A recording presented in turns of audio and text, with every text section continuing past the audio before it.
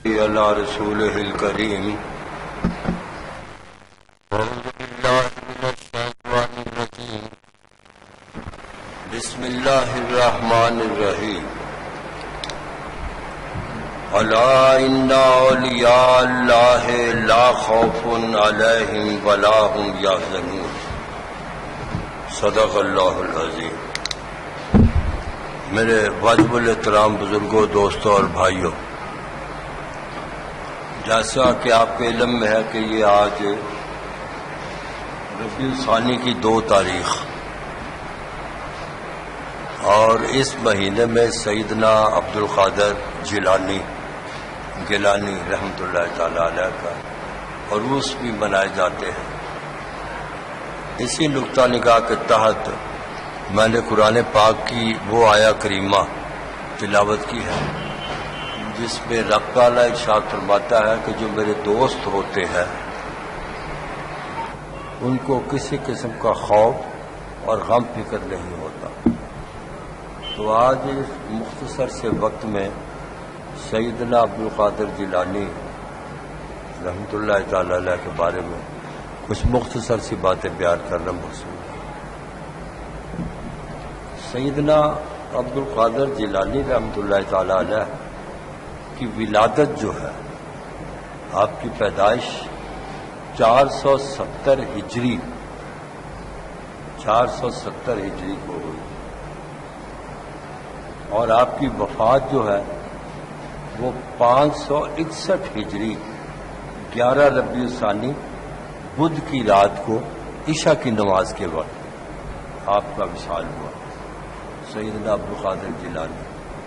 تو اس حساب سے جب آپ نے اس دنیا سے روپوشی اختیار کی تو آپ کی عمر مبارک جو تھی وہ قریباً 91 سال کی تھی۔ سیدنا عبد القادر گیلانی کی عمر 91 سال، اور یہ سیدنا عبد القادر گیلانی جو ہے یہ حضرت علی مرتضیٰ کی اولاد میں سے رضی اللہ تعالیٰ۔ ان کا سلسلہ نسب جو ہے وہ حضرت علی مرتضیٰ تک جا کے ملتا ہے۔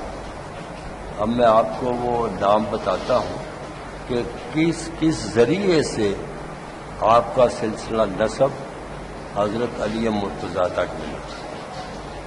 سیدنا عبد القادر گیلانی رحمۃ اللہ تعالی علیہ، ان کے والد کا اسم گرامی ابو صالح رحمۃ اللہ تعالی علیہ، ان کے والد کا نام حضرت موسیٰ رحمۃ اللہ تعالی علیہ، ان کے والد کا نام حضرت عبداللہ رحمۃ اللہ تعالی علیہ، ان کے والد کا نام حضرت یحییٰ زاہد، ان کے والد صاحب کا نام محمد، ان کے والد صاحب کا نام داؤد کے والد صاحب کا نام موسیٰ الجون رحمۃ اللہ تعالی علیہ، ان کے والد صاحب کا نام عبداللہ المحض رحمۃ اللہ تعالی علیہ، ان کے والد صاحب کا نام حسن مثنی رحمۃ اللہ تعالی علیہ، ان کے والد صاحب کا نام امام حسن رضی اللہ تعالیٰ عنہ، اور ان کے باپ کا نام حضرت علی مرتضیٰ رضی اللہ تعالیٰ عنہ۔ اس طرح سے سلسلہ نسب آپ کا جو ہے وہ حضرت علی مرتضیٰ سے جا کے ملتا۔ اور دیکھیں یہ کیسی عجیب بات ہے کہ سیدنا عبد القادر گیلانی رحمۃ اللہ تعالی علیہ کا سلسلہ نسب حضرت علی مرتضیٰ سے جا کے ملتا ہے، اور آپ کی شکل و صورت جو ہے وہ عین حضرت علی مرتضیٰ کی طرح ہے، جو قدرت کے کام۔ تو یہ سلسلہ اس طرح ہوتا ہے۔ دوستو، ہم آپ کو غوث اعظم کہتے ہیں۔ 100 سال کے بعد جس طرح مجدد آتے ہیں، اسی طرح یہ ان کی اب مقام یہ ہے کہ یہ غوث اعظم ہے۔ اب قیامت تک غوث اعظم کوئی نہیں آئیں گے، غوث الوقت ضرور آئیں گے، غوث الوقت آئیں گے، لیکن ہم ان کو غوث اعظم نہیں کہہ سکتے۔ یہ اب آپ کو میں ایک چھوٹا سا یہاں ایک بات بتاؤں کہ کچھ دوست ایسے ہوتے ہیں کہ جن کو جو عوام الناس میں سے ہی ہوتے ہیں، انسان ہی ہوتے ہیں، ان کو ہم کہتے ہیں ویزیبل، یعنی وہ دیکھے جا سکتے ہیں کہ یہ بیٹھے ہوئے جو ہے یہ وہ شخص ہے کہ جو اللہ کی برگزیدہ ہستیوں میں جن کا شمار ہوتا، وہ دیکھے جا سکتے ہیں۔ ان کو کہتے ہیں اسپرچل باڈی، جن کو ویزیبل جو ہوتے ہیں، جو دیکھے جا سکتے ہیں، وہ اسپرچل باڈی ہے۔ اور اسپرچل باڈی میں سے پھر ایک اور شخصیت جنم لیتی ہے، ایک اور شخصیت اوپر چاہتی ہے، جن کو ہم اسپرچل پاور کہتے ہیں۔ یہ اسپرچل باڈی تھی اور اسپرچل پاور، تو اسپرچل باڈی میں سے جو نکل کے اسپرچل پاور میں آتا ہے اس کو ہم ولی کہتے ہیں۔ ولی تو ولی جو ہوتا ہے وہ اس کو دونوں مقام قدرت نے دیے ہیں۔ کون سا؟ کہ وہ ویزیبل بھی ہے اور انویزیبل بھی ہے، ان کو دیکھا بھی جا سکتا ہے، اور ولی جب چاہتا ہے اللہ کے حکم کے تحت وہ اپنی جگہ سے غائب ہو جاتا ہے۔ اس لیے لیکن اسپرچل باڈی جو ہے وہ صرف ویزیبل ہے، وہ نہیں غائب ہوتی، لیکن ولی جو ہوتے ہیں ان کو غائب بھی ہو جاتے ہیں بیٹھے بیٹھے یہاں سے، ان کی کیونکہ اسپرچل ڈیوٹیز ہوتی ہیں نا، روحانی ڈیوٹیز ہوتی ہیں، اس ڈیوٹی کے تحت وہ بیٹھے ہیں یہاں، ایک دم غائب ہو گیا اور اس 10,000 کے فاصلے پہ جا کے 5,000 کے فاصلے پہ جا کے وہ رونما ہو جاتے ہیں۔ تو جب یہ غائب ہوتے ہیں تو یہ انویزیبل ہو گئے، پھر جب وہاں جا کے دیکھے جائیں گے وہ ویزیبل ہو گئے۔ تو قدرت نے ان کو دو مقام دیے ہیں، ویزیبل اور انویزیبل۔ پھر جب کوئی ولایت کے مقام پہ پہنچتا ہے، ولایت کے مقام پہ، تو پھر اس کو اللہ اور اس کا محبوب جو ہے وہ یہ ارشاد فرما دیتا ہے کہ تم مثال کے طور پہ 5,000 تک میل دور جتنا ہے نا علاقہ، تم نے روحانی طور پر اس علاقے کا کنٹرول کرنا ہے۔ 5,000 میل تک وہ روحانی طور پر ویزیبل بھی اور انویزیبل بھی ہو کے یہاں بیٹھے بیٹھے ایک دم 5,000 میل دور چلے جائے، ہمیں پتہ ہی نہیں چل رہا کہ یہ کیسے ہو، کیا ہوا۔ تو ولی جو ہوتے ہیں وہ اندازاً 5,000 میل دور جا پہنچے، اور وہ ویزیبل بھی ہوتے ہیں اور انویزیبل بھی ہوتے ہیں۔ ولی کے بعد جو مقام آتا ہے، میں یہ اس لیے سٹیجز بتا رہا ہوں تاکہ ہمیں یہ پتہ چلے کہ اللہ کے جو مقربین ہوتے ہیں قدرت نے ان پر کیسا کرم فرمایا ہوتا۔ ولی کے بعد جو روحانی پوسٹ ہے وہ ہے ابدال کی۔ جب وہ ابدال بن جاتا ہے ولی، تو پھر وہ جسمانی طور پہ بھی لطیف ہو جاتا، ہلکا ہو جاتا، ولی سے ہلکا ہو جاتا، اور اس کی اسپرچل جورسڈکشن جو ہے، اس کی روحانی حدود جو ہے وہ اندازاً 5,000 میل سے 10,000 میل کر دی جاتی۔ وہ 10,000 میل کے فاصلے تک ویزیبل بھی اور انویزیبل بھی رہ کے تو سارے وہ چیزیں اپنے کام کاج کرتا رہتا۔ اب دال جب بندہ بن جاتا ہے، یہ میں اس لیے سٹیجز بتا رہا ہوں تاکہ ہمارے ذہن میں یہ بات آئے کہ سیدنا عبدالقادر جیلانی جو ہے غوث اعظم، ان کا کیا مقام ہوگا، جو آج کل کے دور میں بھی غوث الوقت ہے، اس کا مقام کیا ہوگا۔ تو اب دال سے اوپر ایک اور ہستی ہوتی ہے جن کو اوتاد کہتے ہیں، الف و تے الف دال، اوتاد۔ وہ جب اوتاد بن جاتا ہے بندہ تو اس کو اور لطیف کر دیا جاتا ہے، اور اس کی اسپرچل جورسڈکشن جو ہے، روحانی حدود جو ہے، وہ 10,000 سے بڑھا کے 15,000 میل کر دی جاتی ہے۔ اوتاد جب بندہ بن جاتا ہے، اس کے اوپر پھر اور ہستی ایک آ جاتی ہے جن کو کہتے ہیں نجیب۔ نجیب جو ہوتا ہے وہ اور ہو جاتا ہے ہلکا، اور اس کی روحانی حدود جو ہے وہ 20,000 میل کے فاصلے پہ جا پہنچتی ہے. یعنی اس طرح بڑھتا جاتا ہے، جو ان کا روحانی مقام بڑھتا ہے اسی طرح ان کی اسپرچل جورسڈکشن جو ہے وہ بڑھتی جاتی ہے. نجیب کے اوپر پھر ایک اور ہستی آتی ہے جن کو ہم کہتے ہیں نقبہ. اور یہ آپ کی اطلاع کے لیے عرض ہے کہ پوری روئے زمین پر ہمیشہ 4 نقبہ موجود ہوتے ہیں. پوری روئے زمین پر 4 ہیں نقبہ. ان کی اسپرچل جورسڈکشنز اور بڑھ جاتی ہیں اور وہ اور لطیف ہو جاتا ہے. تو نقبہ کے اوپر ایک ہوتے ہیں جن کو کتب کہا جاتا ہے. جب کتب انسان بن جاتا ہے تو اس کی روحانی حدود اور بڑھ جاتی ہے اور وہ اور لطیف ہو جاتا ہے. اور کتب کے اوپر پھر ہوتا ہے غوث الوقت، جو سارے نیچے جو عملہ ہے ان کا سردار ہوتا ہے اور ان کا انچارج ہوتا ہے. تو اب آپ اندازہ کیجئے گا کہ یہ غوث الوقت جو ہوگا یہ کیا ہوگا. بھئی ہوتا تو ہم میں سے ہی ہے نا، انسان ہی ہوتے ہیں نا وہ. تو غوث الوقت کو فرشتہ تو نہیں بن سکتا، لیکن اب آپ یہ دیکھیے کہ اس سے کیا کیا کام لیا گیا ہوگا کہ وہ ایک اسپرچل باڈی سے ترقی کرتا ہوا غوث الوقت کے مقام پہ جا پہنچے اور وہ لطیف ہو جائے. اور اب یہاں میں آپ کو ایک اور بھی بات بتاؤں کہ حضرت انسان، یہ چونکہ انسان ہی غوث الوقت ہوتا ہے نا، کوئی فرشتہ نہیں ہوتا، بندہ ہی ہوتا. تو اب دیکھنے والی بات یہ ہے کہ غوث الوقت تو ہو گئے، سیارے جو ہیں، ستارے نہیں سیارے، زحل، مریخ، مشتری، عطارد وغیرہ اس طرح کے جو سیارے ہیں، سیاروں کے بارے میں یہ کہ وہاں بھی دنیا آباد ہے. سیاروں میں دنیا آباد ہے لیکن وہ انسان نہیں ہے، وہ انسان نما ہے، انسانوں کی طرح ہے لیکن انسان نہیں ہے. اس وجہ کر کے یہ جو دنیا میں انسان ہے اس کو اشرف المخلوقات کہا جاتا ہے. انسان کو اشرف المخلوقات کہا جاتا. تو دیکھیے یہ غوث الوقت جو ہوتا ہے، قدرت نے ان کو یہ مقام دیا ہوتا ہے کہ ان کا جو دیکھ بھال ہے وہ زمین پر تو ہوتی ہے، پوری روئے زمین پر، لیکن ان کا مقام کی وجہ سے ان کی دیکھ بھال جو ہے وہ سیاروں تک بھی ہوتی ہے. کیوں؟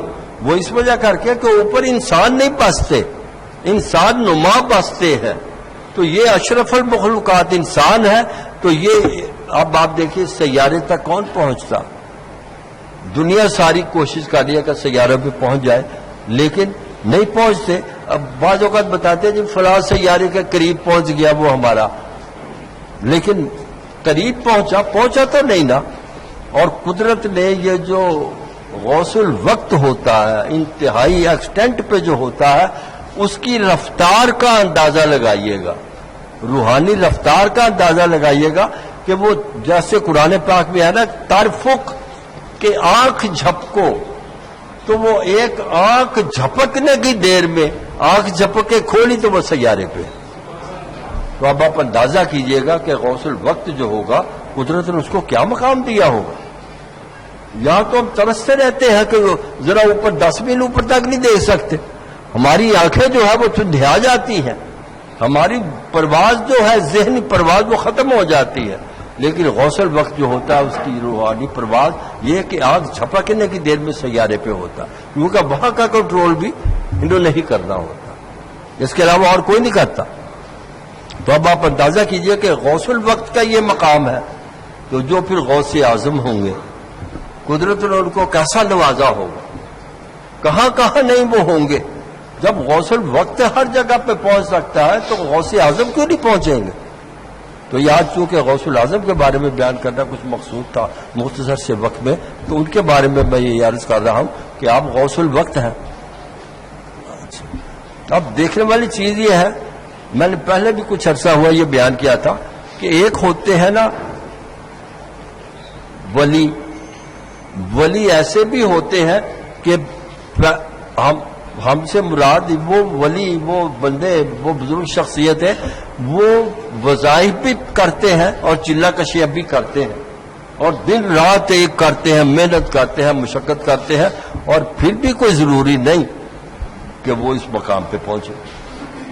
کیونکہ بعض اوقات ایسا ہوتا ہے کہ عین وہ بندہ ٹچ اس کو اب سامنے اپنی منزل نظر آ رہی ہوتی ہے کہ میں اس مقام پہ پہنچ جاؤں گا، لیکن ذہن میں کوئی ایسی بات آ جاتی ہے کہ رب اور اس کا محبوب فرماتا ہے کہ تیرے ذہن میں ابھی یہ ایسی بات آتی ہے، وہ دھڑام سے نیچے گر جاتا ہے اور پھر ساری عمر کے لیے اس کو کوئی پہچان نہیں سکتا. اسی کیفیت کو علامہ اقبال بھی ارشاد فرماتے ہیں کہ قسمت کی بات دیکھیے ٹوٹی کہاں کمند، 2-4 ہاتھ جب کے لبے بام رہ گئے. وہ عین موقع پہ پہنچنے والا تھا، اس کو مقام ملنے والا تھا، لیکن مقدر میں نہیں تھا، وہ گھڑم نیچے کر کے گر. تو اس میں کر کے جو ولایت کے مقام پہ پہنچتے ہیں، قدرت نے ان کو پتہ نہیں کس طرح نوازا ہوتا. بھئی ہوتے تو وہ بھی انسان ہی ہماری طرح نا، انسان ہی ہے، لیکن انسان ہوتے ہوئے بھی ظاہری طور پہ انسان نہیں. کیونکہ ہم اگر جانا چاہیں کہیں تو زیادہ سے زیادہ ہم یہ کریں گے کہ چلو جی ہم لاری پہ چلے جاتے ہیں، چلو جی ہم گاڑی پہ چلے جاتے ہیں، یہ ہوائی جہاز پہ چلے جاتے ہیں. ہمیں تو سواریاں ڈھونڈنی پڑتی ہے نا. لیکن یہ فقراء لوگ جو ہوتے ہیں ان کو کیا کرنا سواریوں نے، انہوں نے آنکھیں بند کی اور دم کر کے وہاں جا پہنچے. تو اور پھر اس کی رفتار کا کوئی اندازے کوئی نہیں.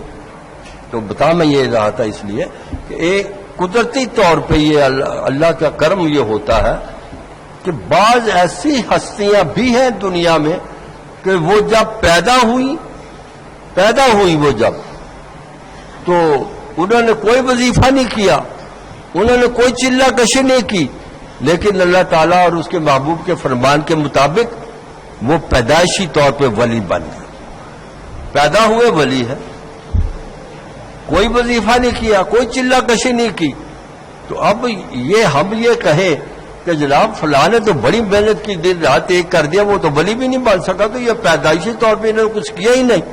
تو اب یہ کام کا دیکھنا جو ہے یہ اللہ اور اس کے محبوب کا کام ہے نا.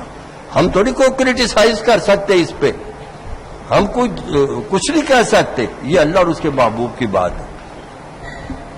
ان کو کہتے ہیں ولایت وہبی، وہ ہے بے چھوٹی. یہ ولایت وہبی کا مطلب ہے کہ پیدائشی ولی.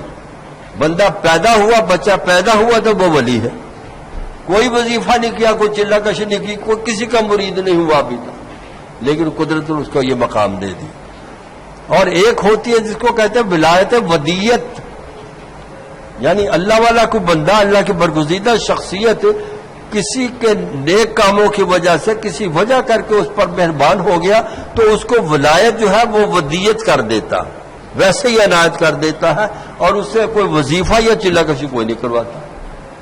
اس کو کہتے ہیں ولایت ودیت. اور ایک ولایت ہوتی ہے جس کو کہتے ہیں ولایت کسبی، کسب کرنا، خود وظائف پڑھنا، چلہ کشی کرنا، اللہ اللہ کرنا، ذکر الہی کرنا، تو پھر جا کے کوئی ولی ولایت کے مقام پر پہنچتا ہے. اس کو کہتے ہیں ولایت کسبی.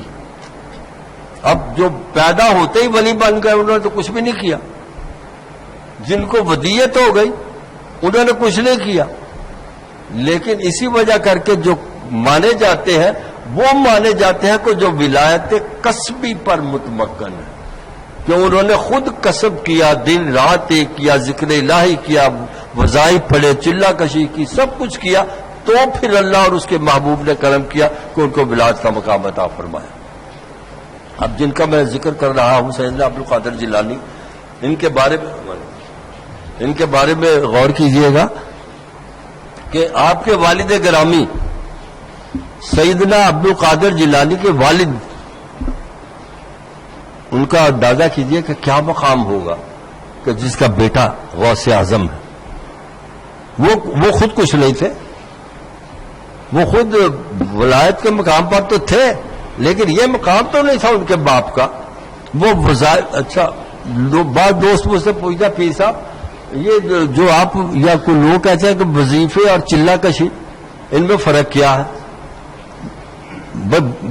دوستو اس میں تو زمین آسمان کا فرق ہے. وظیفہ وہ ہوتا ہے جو انسان اپنے گھر پہ بیٹھ کے کرے، اور چلہ کشی وہ ہوتی ہے جو دریاؤں پہ، جنگلوں میں، پہاڑوں پہ جا کے کرے، اسے چلہ کشی کہتے ہیں. کہاں گھر میں کرنا, کہاں باہر جا کے کرنا. یہ تو بڑی مشکل کام ہوتا نا چلہ کشی کا. لیکن جو اس لائن کے رسیہ ہیں, جو اس لائن پہ چلنے کی خواہش رکھتے ہیں, جو چلتے ہیں, ان کو پھر یہ بھی کرنا پڑتا. کبھی وہ قبروں میں بیٹھے ہوتے ہیں, کبھی دریاؤں پر گئے ہوتے ہیں.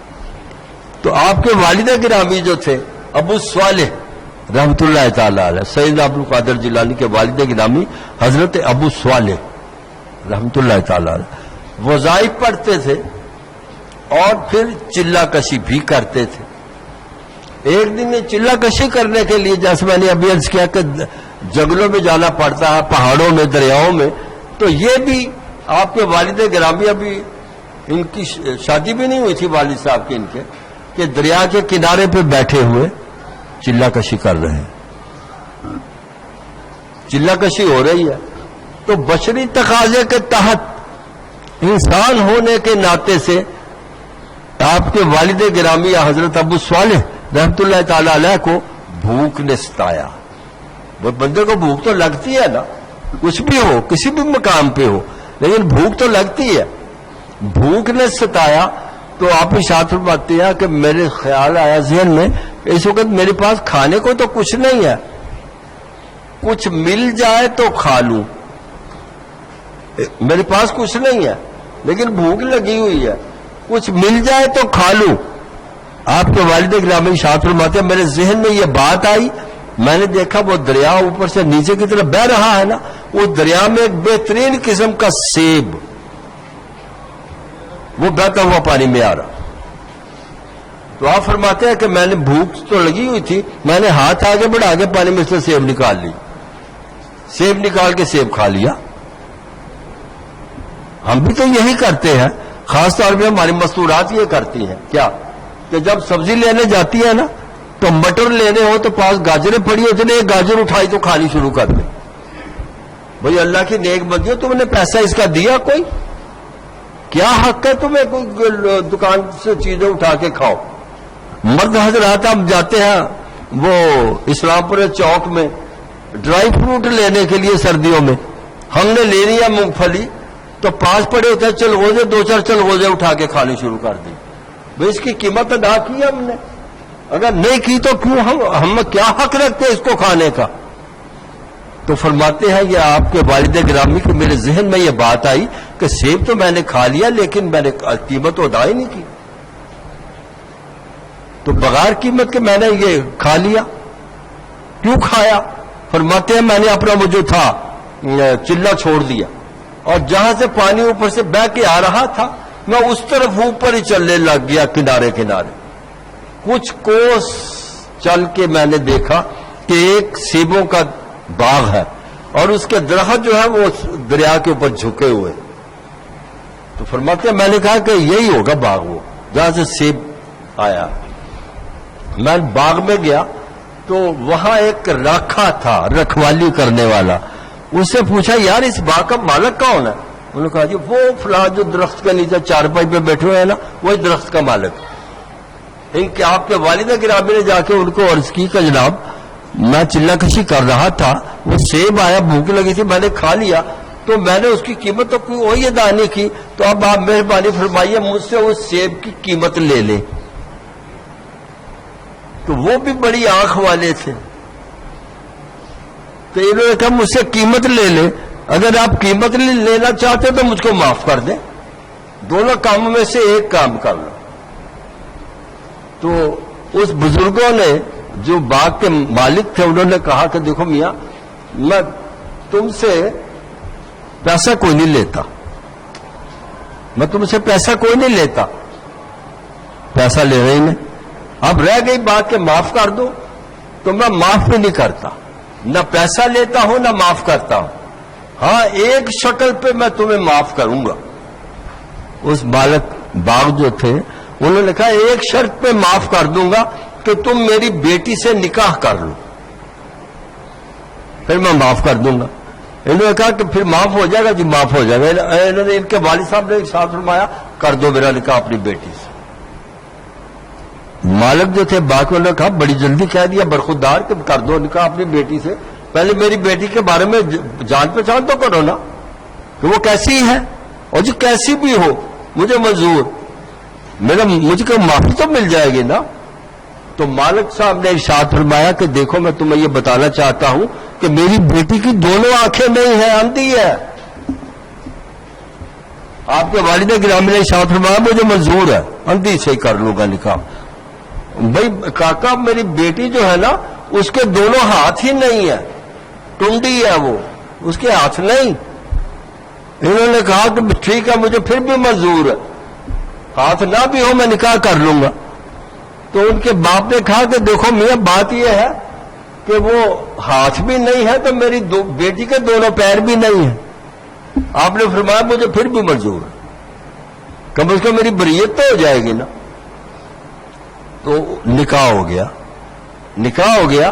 تو آپ کے والد گرامی جب اپنی بیوی کو لے کے اپنے گھر پہنچے تو گھر میں والوں کو ساری بات بتائی کہ ایسی ایسی کیفیت ہوئی ہے، تو میں نکاح کر کے لے آیا ہوں.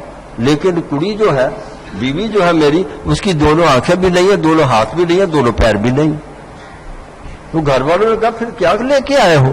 کہنے کہ بس وہ میں نے معافی لینی تھی، سیب کی معافی اس طرح ملے. تو آپ کے والد گرامی حضرت ابو صالح رحمۃ اللہ تعالی علیہ ارشاد فرماتے ہیں کہ جب میں بیوی کے پاس گیا اور اس کا گھونگھٹ میں نے اٹھایا تو وہ خوبصورت نہیں تھی بلکہ خوبصورت ترین تھی. اتنی خوبصورت کہ اس سے پہلے میں نے کبھی خوبصورت دیکھی نہیں. اس کی دونوں آنکھیں بھی تھی، اس کے دونوں ہاتھ بھی تھے، اس کے دونوں پاؤں بھی تھے. تو آپ کے والد گرامی پھر بھاگ کے اپنے سسرال پہنچے، اور جناب وہ جو لڑکی جس کے ساتھ آپ نے میرا نکاح کرنا تھا وہ بدلی گئی ہے، یہ تو کوئی اور لڑکی پالکی میں آ گئی. اس وجہ کر کے وہ لڑکی مجھ کو دو جس کے بارے میں آپ نے فرمایا تھا. آپ کے سسر نے یہ ارشاد فرمایا کہ بیٹا یہ لڑکی وہی ہے. یہ جو میں نے کہا تھا نا کہ میری بیٹی کی دو آنکھیں نہیں ہیں، تو اس کا مطلب یہ نہیں کہ وہ اندھی تھی، مقصد یہ تھا کہ وہ دونوں آنکھیں رکھتی ہے لیکن آج تک اس نے کسی نامحرم پر آنکھیں نہیں ڈالی. تو یہ جو میں نے کہا تھا اس کے دونوں ہاتھ نہیں ہیں، اس کے ہاتھ تو ہیں لیکن آج تک اس میری بیٹی نے اپنے دونوں ہاتھوں سے کوئی ایسا غلط کام نہیں کیا کہ جس کی وجہ سے رب اس کو گرفت کرے.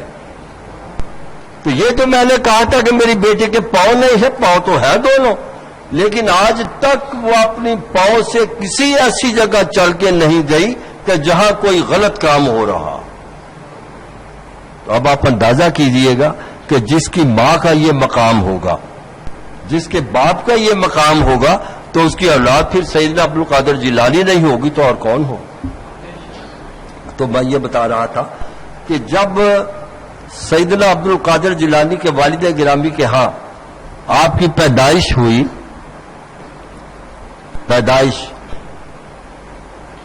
تو وہ یہی مہینہ تھا، اسی مہینے کی 11 تاریخ تھی. اب آپ اندازہ کیجئے گا کہ کتنے مہینے ہوئے. یہ ربیع الثانی، جمادی الاول، جمادی الثانی، رجب، شعبان اور رمضان، یعنی رمضان المبارک کا مہینہ آنے میں 4 مہینے اور 19 دن باقی تھے جب سیدنا عبد القادر جیلانی رحمۃ اللہ تعالی علیہ کی پیدائش ہوئی. تو 4 مہینے 11 دن 19 دن کا بچہ کیا ہوگا. تو جب یہ پیدا ہوئے سیدنا عبد القادر جیلانی رحمۃ اللہ تعالی علیہ، تو صبح روزہ تھا، جیسے ہمارے بھی یہ ہوتا نا، ہمارے تو اب روز تحلال کمیٹی بن گئی نا، تو اس وقت روز تحلال کمیٹی نہیں تھی. کچھ بدر چھایا ہوا تھا آسمان پر، ابر آلود تھا آسمان. کچھ لوگوں نے صبح روزہ رکھا، کچھ نے نہیں رکھا. تو کچھ علماء کرام بزرگان دین سیدنا عبد القادر جیلانی کی والدہ ماجدہ کی خدمت میں حاضر ہوئے اور عرض کی کہ بی بی آپ تو بڑی پاک عورت ہیں، ہمیں یہ آپ بتا سکتی ہیں کہ آج روزہ ہے کہ نہیں. آپ نے ارشاد فرمایا علماء کرام سے آپ بیٹھو، میں ابھی تمہیں بتاتی ہوں کہ آج روزہ ہے کہ نہیں. تو انہوں نے اپنے بچے کو سیدنا عبد القادر جیلانی رحمۃ اللہ تعالی علیہ کو، جن کی عمر شریف 4 مہینے اور 19 دن کی تھی، دودھ پلانا چاہا، بچے نے منہ دوسری طرف کر لیا. انہوں نے اس طرح دودھ پلانا چاہا، بچے نے منہ ادھر کر لیا. بچے نے دودھ نہیں پیا. تو آپ نے آگے باہر اعلان فرما دیا کہ میں اعلان کرتی ہوں کہ آج روزہ. علماء کرام نے کہا کہ بی بی کیسے، بی بی پاک دامن، ان کو کہا بی بی پاک دامن کیسے؟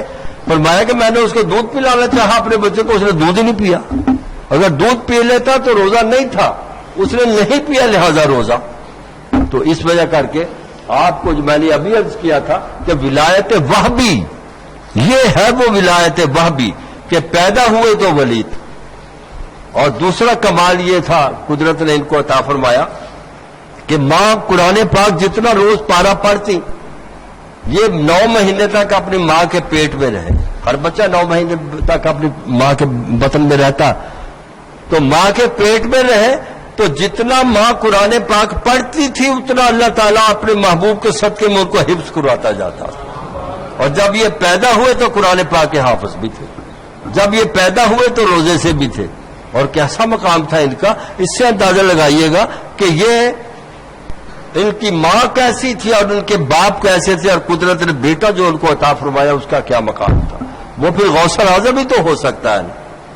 اچھا اب آپ یہ دیکھیے، میں ان کے بارے میں پڑھ رہا تھا کہ جب ان کی عمر 4 اور 5 سال کے درمیان ہوئی، ہمارے بچے بھی 4-5 سال کے ہوتے ہیں نا، وہ آج کل تو یہ ہے کہ وہ پہلے محلوں میں گوالے رہتے تھے جن کی گائے بھینسی یہی رہتی تھی، اب تو وہ باہر چلی گئی نا۔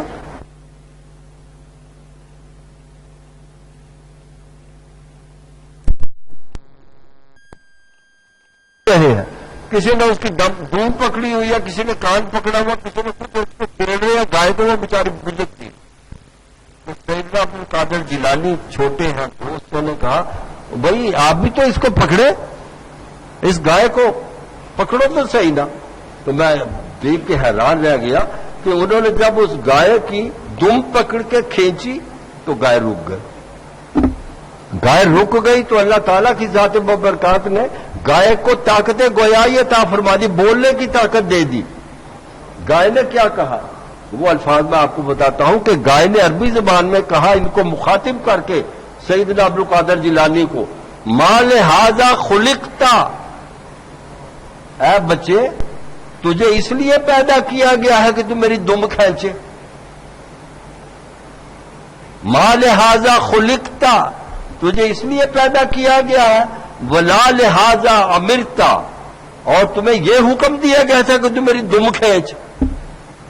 تو سید عبد القادر جیلانی بچے ہیں 4-5 سال کے، فرماتے ہیں کہ میرے اوپر ایک کپ کے پیسی تاری ہوئی اور میں دم کو چھوڑ کے گھر آ گیا۔ اب کسی نے عربی زبان بولتے ہوئے کسی گائے کو نہیں دیکھا ہوگا، کہاں بولتی ہے زبان، لیکن قدرت نے جب ٹھیک کرنا ہوتا معاملہ تو قدرت کا کرم ہو جاتا ہے اس کے محبوب کے صدقے میں۔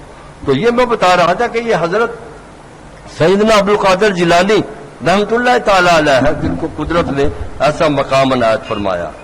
پھر جب یہ جوان ہوتے ہیں تو ماں باپ کو فکر ہوئی کہ اپنے بچے کی شادی کر دیں، ہمیں بھی فکر ہوتی ہے نا کہ اپنے بچوں کی شادی کریں، ان کے ماں باپ کو بھی فکر ہوئی، شادی ہوئی، اور قدرت نے کرم یہ کیا کہ آپ کو یکے بعد دیگرے 11 بیٹے عطا فرمائے، اللہ تعالیٰ کی طرف سے عنایت ہوئی 11 بیٹے۔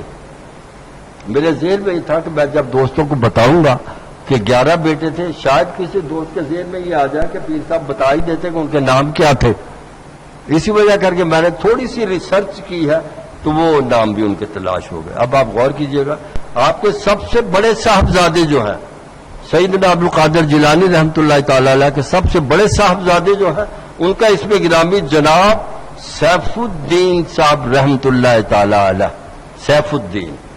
ان سے چھوٹے بیٹے کا نام جناب شرف الدین رحمت اللہ تعالی علیہ، ان سے چھوٹے بیٹے کا نام جناب سراج الدین رحمت اللہ تعالی علیہ، ان سے چھوٹے بیٹے کا نام جناب تاج الدین رحمت اللہ تعالی علیہ، ان سے چھوٹے بیٹے کا نام جناب سید ابراہیم رحمت اللہ تعالی علیہ، ان سے چھوٹے بیٹے کا نام جناب سید محمد رحمت اللہ تعالی علیہ، ان سے چھوٹے بیٹے کا نام سید عبداللہ رحمت اللہ تعالی علیہ، ان سے چھوٹے بیٹے کا نام سید یحییٰ رحمت اللہ تعالی علیہ، ان سے چھوٹے بیٹے کا نام سید موسیٰ رحمت اللہ تعالی علیہ، آپ کے 10ویں بیٹے کا نام سید عبدالعزیز رحمت اللہ تعالی علیہ، اور آپ کے 11 بیٹے کا نام جناب سید صالح رحمت اللہ تعالی علیہ، یہ آپ کے 11 بیٹے ہیں، سید عبد القادر جیلانی کے 11 بیٹے ہیں۔ اور اس کرنے کا مقصد یہ ہے کہ دوستو کہ یہ اللہ کا کرم ہوتا ہے کہ جب قدرت کسی کو نوازتی ہے تو پھر اس طرح نوازتی ہے۔ اب آپ غور کیجئے، یہ غوث الاعظم ہے، غوث الوقت، اور پھر یہ قدرت کا کرم ہے کہ آج کل بھی یہ جو میں نے ابھی درجات آپ دوستوں کے سامنے بیان کیے تھے، یہ ختم نہیں ہوتے، قیامت تک چلتے رہیں گے۔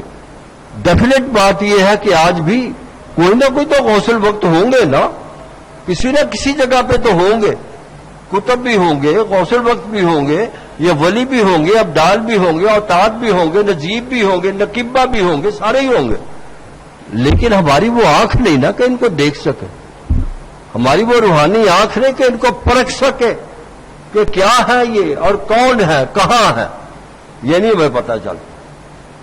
تو یہ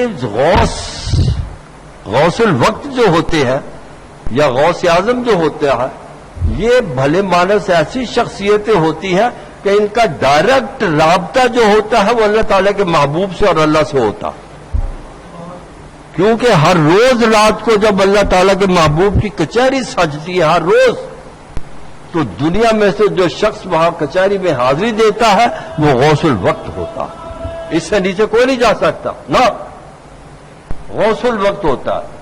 وہاں جو 8 دن کے فیصلے ہوتے ہیں کچہری میں، وہ غوث الوقت نوٹ کرتا ہے اور آ کے کتب کو بتا دیتا، کتب پھر نیچے نقیبہ کو بتا دیتا ہے، اس سے نیچے پھر سارے یہ ولی تک بتا دیتے ہیں، اور یہ جتنی بھی اسپرچل پاورز ہوتی ہے وہ اپنے اپنے علاقے میں ان کی پھر امپلیمنٹیشن کرتے ہیں، امپلیمنٹ کر دیتے ہیں اللہ اور اس کے محبوب کے آرڈرز کو۔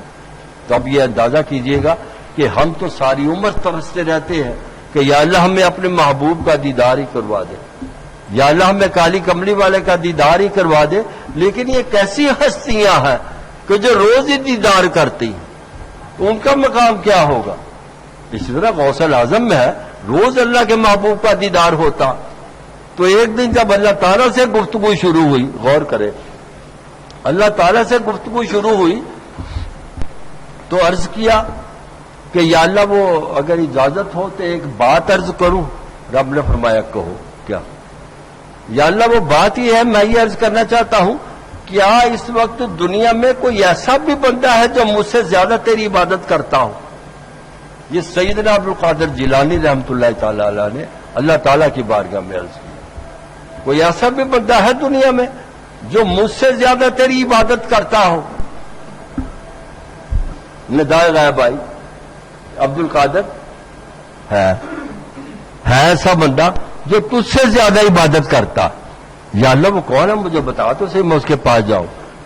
ندائے غائب آئی کہ عبد القادر وہ تیرے گھر کے وہ چوک جو ہے نا پرلا، وہاں ایک موچی بیٹھا ہوا ہے جوتے سینے والا، وہ جوتے سیتا ہے، عبد القادر تجھ سے زیادہ وہ عبادت میری کرتا۔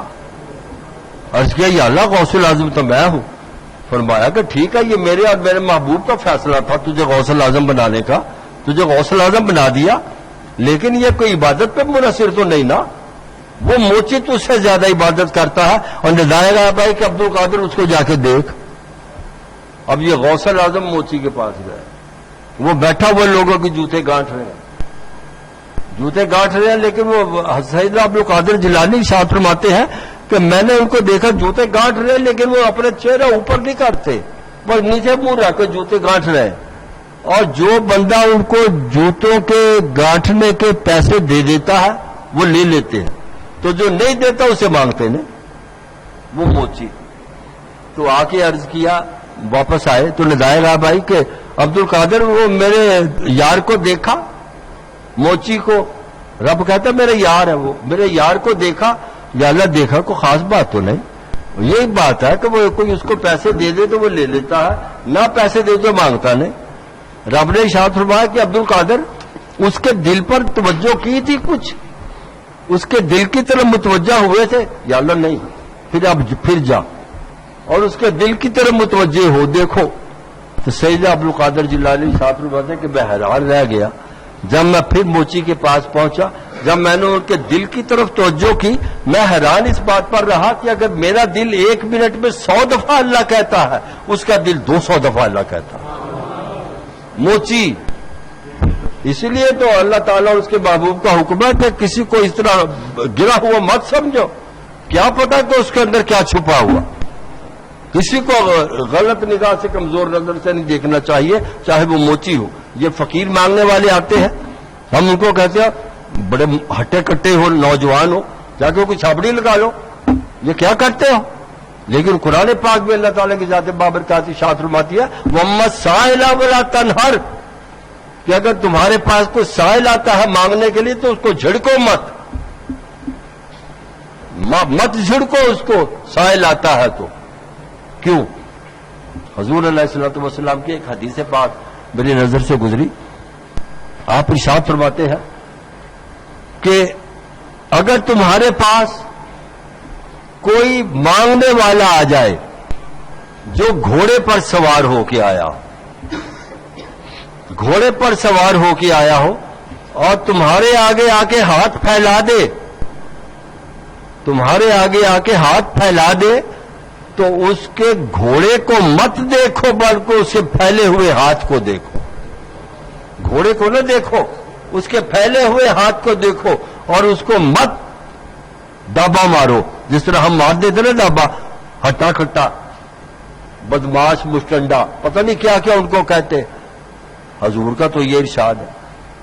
آپ کی دوسری حدیث پاک یہ ہے، میں نے یہ اس لیے عرض کر رہا ہوں کہ ہمیں چاہیے کہ جو غریب غربا جو مانگتے پھرتے ہیں ان کو ڈانٹے مت۔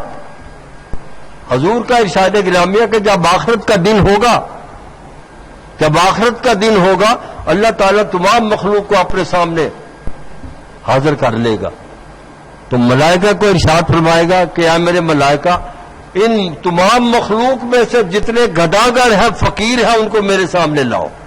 یہ دیکھو فقیروں کا مقام حدیث پاک کی روح سے، کہ ان تمام گداگر جتنے ہیں ان لوگوں میں، ان کو میرے پاس لاؤ۔ جب وہ سارے فقیر ہیں، لاکھوں کروڑوں کی تعداد میں اکٹھے ہو کے آ جائیں گے، تو رب ارشاد فرمائے گا، یہ الفاظ حدیث پاک کے ہیں، رب ارشاد فرمائے گا اے لوگوں، کیا تم نے یہ سوچا تھا کہ میں نے دنیا میں تم کو در در کی ٹھوکریں کھانے کے لیے پیدا کیا، تمہاری بے عزتی کروانے کے لیے میں نے پیدا کیا، اس لیے میں نے تم کو فقیر بنایا؟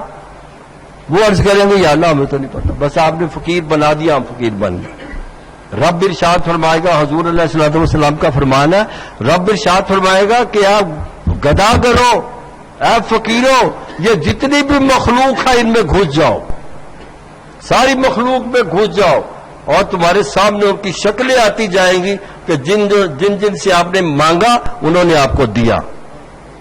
یہ نہیں حضور نے فرمایا کہ 10,000 دیا، 5,000 دیا، روپیہ دیا، 8 آنے 50 پیسے دیے، نہیں، انہوں نے دیا۔